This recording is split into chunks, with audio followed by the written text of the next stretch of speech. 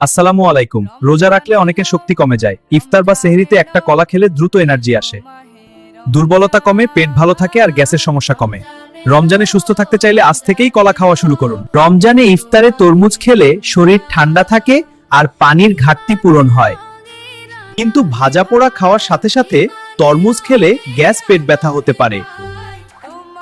সবচেয়ে ভালো ইফতারের 10 থেকে 15 মিনিট পরে 2 থেকে 3 টুকরা তরমুজ খাওয়া।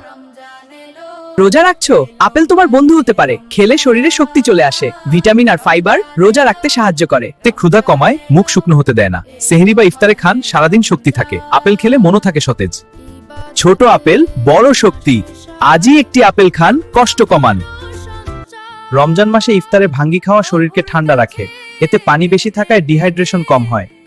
হালকা মিষ্টি হওয়ায় দ্রুত এনার্জি আসে। পেট ভারী না করে সহজে হজম হয়।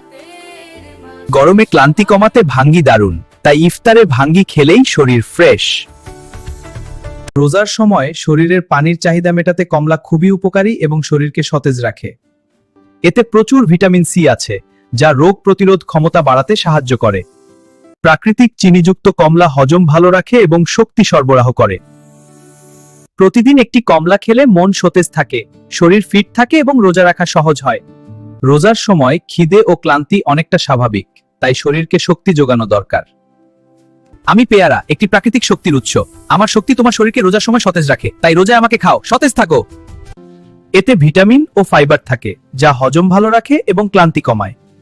হালকা মিষ্টি স্বাদের পেয়ারা সহজে খাওয়া যায় এবং শরীরকে পুনরুজ্জীবিত করে। তাই এই রমজানে পেয়ারা খাওয়া রোজা রাখা আরো সহজ ও সুস্থ রাখে। ভিডিওটা ভালো লাগলে লাইক এন্ড সাবস্ক্রাইব করে পাশে থাকবেন। ধন্যবাদ।